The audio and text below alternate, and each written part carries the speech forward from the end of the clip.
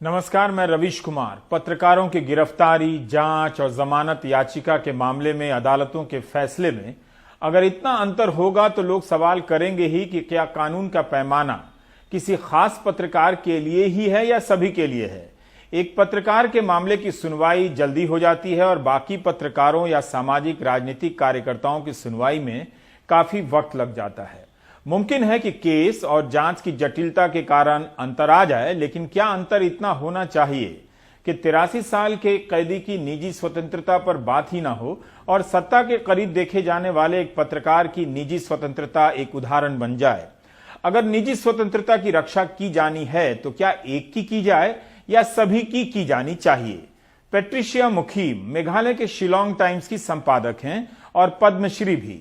6 जुलाई को इनके खिलाफ विलेज काउंसिल ने पुलिस में 153A के तहत शिकायत दर्ज की कि इनके एक फेसबुक पोस्ट से जनजातीय बनाम गैर जनजातीय समुदाय के बीच शत्रुता बढ़ती है और सद्भावना को खतरा पहुंचता है। उन्होंने हाईकोर्ट में FIR निरस्त करने की याचिका लगाई तो कोर्ट ने इनकार कर दिया। कहा कि कानून की प्रक्रिया के तहत जांच एजेंसी को जांच की छूट मिलनी चाहिए। अब वे सुप्रीम कोर्ट जा रही हैं। मीडिया रिपोर्ट के अनुसार मुखीम ने अपने फेसबुक पोस्ट में 5 लड़कों पर जानलेवा हमला करने वालों की पहचान न कर पाने के कारण विलेज काउंसिल की आलोचना की थी। वायर की रिपोर्ट के अनुसार इस पर टिप्पणी करते हुए अदालत ने कहा कि जनजातीय और गैर जनजातीय समाज के बीच अधिकार और सुरक्षा को लेकर तुलना करने का प्रयास किया जा रहा है। अदालत मानती है कि इससे समाज में शत्रुता की भावना फैलती है और सद्भावना खराब होती है। पैट्रिशिया मुखीम मेघालय की हैं, इसलिए दिल्ली से उनके लिए आवाज नहीं उठी। आज उन्होंने एडिटर्स गिल्ड से इस्तीफा दे दिया। उनका कहना है कि संपादकों की यह संस्था सिर्फ उन्हीं पत्रकारों का बचाव करती है जो सेलिब्रिटी हैं, लोकप्रिय हैं। उन्होंने अपने इस्तीफे में कहा है कि गिल्ड उनके मामले में चुप रहा। वे भौगोलिक और हैसियत के लिहाज से हाशिए से आती हैं, इसलिए उनके मामले में तेजी नहीं दिखाई गई। I have resigned from the Editors Guild of India, of which I have been a member. And the reason for my resignation is because when the High Court of Meghalaya refused to quash an FIR holding me guilty under different sections of law for creating communal tension, I brought this to the attention of the Guild since Tuesday last, but there was complete silence from their side. Whereas they were very quick to give a statement on behalf of Arnab Goswami, the celebrity anchor of Republic TV. Although he was arrested on a case that is non-journalistic in nature, it was a case of abetment to suicide. वैसे guild अन्य पत्रकारों के बारे में बोलता तो है, लेकिन पैट्रिशिया के मामले में उसकी चुप्पी अखरती है। मेघालय और कश्मीर के पत्रकार अपने पेशेवर संगठन में भी नजरअंदाज कर दिए जाते हैं।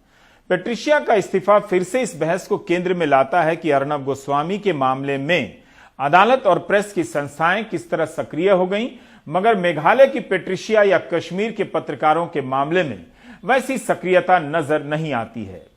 अर्नब गोस्वामी मामले में सुप्रीम कोर्ट के फैसले और बहस के दौरान हुई टिप्पणियों के बाद अन्य पत्रकारों और राजनीतिक सामाजिक कार्यकर्ताओं के उदाहरण दिए जा रहे हैं कि अदालत का पैमाना एक जैसा नजर नहीं आता है। किसी केस में अदालत सही कदम उठाती है तो उसी से मिलते जुलते केस में तत्काल कदम क्यों नहीं उठाती है। ऐसे उदाहरणों के सहारे यह बहस आगे बढ़ाई जा रही है। अर्नब गोस्वामी के मामले में जस्टिस DY चंद्रचूड़ और जस्टिस इंदिरा बनर्जी की बेंच सुनवाई कर रही थी। अर्नब के खिलाफ मामले निरस्त नहीं हुए मगर जमानत दे दी गई। सुनवाई के दौरान जस्टिस चंद्रचूड़ ने निजी स्वतंत्रता को लेकर कुछ टिप्पणियां की हैं। कुछ टिप्पणियां इस तरह से थीं। उन्होंने कहा कि आप विचारधारा में भिन्न हो सकते हैं, लेकिन संवैधानिक अदालतों को इस तरह की स्वतंत्रता की रक्षा करनी होगी, वरना तब हम स्वतंत्रता के विनाश के रास्ते पर चल रहे हैं। हमें एक मजबूत संदेश भेजना होगा। एक महिला को पश्चिम बंगाल में एक ट्वीट के लिए पकड़ा गया था क्योंकि उसने लॉकडाउन की आलोचना की थी। उसे 41A के तहत समन जारी किया गया। क्या यह उचित है और ऐसा हो सकता है? अगर हम एक संवैधानिक अदालत के रूप में कानून नहीं बनाते और स्वतंत्रता की रक्षा नहीं करते हैं तो कौन करेगा? इस टिप्पणी की खूबी यह है कि ये एक का बचाव तो करती है मगर ऐसे ही अनेक का बचाव न करने पर इसकी कठोर समीक्षा भी होने लगती है। सवाल उठने लगा है कि फेसबुक पर टिप्पणी करने या सरकार पर सवाल उठाने के मामले में कई पत्रकारों और सामाजिक कार्यकर्ताओं की गिरफ्तारी के मामले में अदालत का यह पैमाना क्यों नहीं लागू होता है। कपिल सिब्बल ने सुनवाई के दौरान कहा था इसी मामले में कि वे व्यक्तिगत स्वतंत्रता से संबंधित 100 में से 99 मामलों में दूसरी तरफ से हैं। इसके जवाब में जस्टिस चंद्रचूड़ ने कहा कि हम आज जो करेंगे वो परिभाषित करेगा कि हम उन 99 मामलों में क्या करेंगे। जाहिर है इस लिहाज से उन 99 मामलों को लेकर अदालत को याद दिलाना भी उतना ही जायज और जरूरी भी है। लेकिन कुछ ही दिन के बाद उत्तर प्रदेश से जुड़े एक मामले को सुप्रीम कोर्ट ने हाई कोर्ट के पास भेज दिया। अर्नब गोस्वामी के मामले के बाद 16 नवंबर को पत्रकार सिद्दीक कप्पन का मामला आया। लाइव लॉ ने रिपोर्ट किया है कि चीफ जस्टिस ने कहा है कि हम कोशिश कर रहे हैं कि आर्टिकल 32 के तहत याचिकाओं को बढ़ावा ना मिले। हम नोटिस जारी कर देंगे लेकिन फिर भी आपको हाई कोर्ट भेज सकते हैं। आर्टिकल 32 के तहत मौलिक अधिकार के उल्लंघन के वक्त सुप्रीम कोर्ट से राहत मांगी जाती है। अंबेडकर ने कहा था कि आर्टिकल 32 संविधान की आत्मा है। कपिल सिब्बल ने कहा कि कोर्ट के सामने आर्टिकल 32 के तहत कई मामले आ चुके हैं, ये सामान्य परिस्थितियों में नहीं आए हैं। एक पत्रकार जेल में है, चाहता है कि अदालत विचार करे। कपिल सिब्बल केरल पत्रकार संघ की तरफ से पेश हो रहे थे। उन्होंने कहा कि कप्पन को उनके वकीलों से नहीं मिलने दिया जा रहा है। सामान्य नजर से देखें तो एक पत्रकार के मामले में एक फैसला नजर आता है, दूसरे पत्रकार के मामले में फैसला कुछ और नजर आता है। क्या कानून की नजर से भी ऐसा देखा जा सकता है? अर्नब के मामले में सुप्रीम कोर्ट में जो बहस हुई, जो कहा गया और तेजी से फैसला आने पर अभी भी आलोचनात्मक समीक्षा हो ही रही है और लेख लिखे जा रहे हैं। टेलीग्राफ, हिंदू, एक्सप्रेस के संपादकीय लेखों की भी चर्चा हो रही है।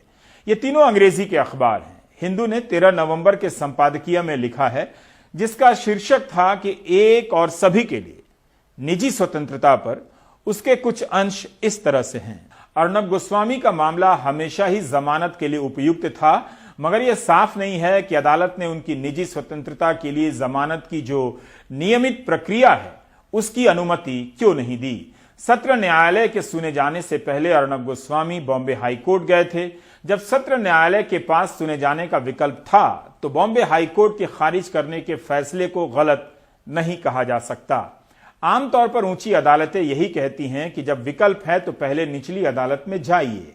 जब वहां से फैसला हो जाता है तब सुप्रीम कोर्ट ने जमानत दी है। इसलिए हैरानी की बात यह है कि अंतरिम जमानत की याचिका को इतनी जल्दी सुना गया।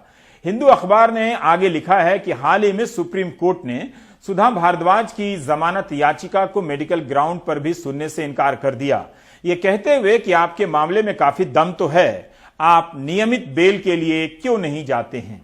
उम्मीद की जाती है कि अदालत अपने विस्तृत फैसले में बताएगी कि किन परिस्थितियों में सुप्रीम कोर्ट निचली अदालतों में नियमित बेल की प्रक्रिया को ओवर रूल करते हुए पहले सुन सकता है और क्या मजिस्ट्रेट और सत्र न्यायाधीश को किसी केस में उसी दिन अंतरिम जमानत देनी चाहिए। संपादकीय में हाल के कई मामलों का जिक्र है कि मौलिक अधिकार और संवैधानिक प्रश्न होते हुए भी सुप्रीम कोर्ट ने सुनने की जल्दी नहीं दिखाई, जिस तरह से अर्नब गोस्वामी के मामले में दिखाई गई। इंडियन एक्सप्रेस के संपादकीय का भी जिक्र जरूरी है, जो 14 नवंबर को जस्टिस लेक्चर के नाम से छपी है। जस्टिस डीवाई चंद्रचूड़ ने सर्वोच्च न्यायालय की जवाबदेही का वर्णन करते हुए एकदम सही कहा है। ये एक्सप्रेस लिखता है कि एक पल के लिए अर्नब गोस्वामी को भूल जाएं। अगर हम संवैधानिक अदालत के नाते कानून का पैमाना नहीं तय करेंगे और निजी स्वतंत्रता की रक्षा नहीं करेंगे तो कौन करेगा। इस मामले में अति साधारण स्पष्टता दिखाई गई है, जबकि निजी स्वतंत्रता के मामले में ऐसा लगता है कि आंखें मूंद ली गई हैं, जो हफ्तों और महीनों से सुने जाने का इंतजार कर रही हैं। सुप्रीम कोर्ट ने नागरिक बनाम राज्य के कई मामलों में खुद ही ऊंचा पैमाना नहीं बनाया है, चाहे कश्मीर में हेबियस कॉर्पस का मामला हो या पत्रकारों पर विचित्र आधार पर देशद्रोह से लेकर आतंक की धाराएं लगाने का मामला हो, जबकि पत्रकार अपना काम ही कर रहे थे। इंडियन एक्सप्रेस अखबार ने पाया है कि जनवरी से सुप्रीम कोर्ट के सामने 10 ऐसे मामले पड़े हैं जिनका संबंध अभिव्यक्ति की स्वतंत्रता से है। 10 में से जिन 4 मामलों में राहत दी गई है, उनमें याचिका का सरकारी वकील द्वारा कोई विरोध नहीं किया गया। दोनों ने एक ही लाइन पर बहस की। इसके विपरीत 6 मामले ऐसे थे जहां स्टेट की तरफ से आपत्ति जताई गई थी। ऐसे मामलों में कोर्ट से राहत नहीं मिली। शब्दशः और संपूर्ण अनुवाद मुश्किल है, न संपादकीय का, न जजों की टिप्पणियों का, और जगह की कमी भी है। एक्सप्रेस ने यह भी लिखा है कि कुणाल कामरा के मामले में अवमानना की जो अनुमति दी गई है, सुप्रीम कोर्ट उसे रिजेक्ट करने में देरी ना करे। वहीं के वेणुगोपाल कुणाल कामरा के मामले में अवमानना की इजाजत देते हैं मोदी जी ने जन्म ही इसलिए लिया है। और इस पर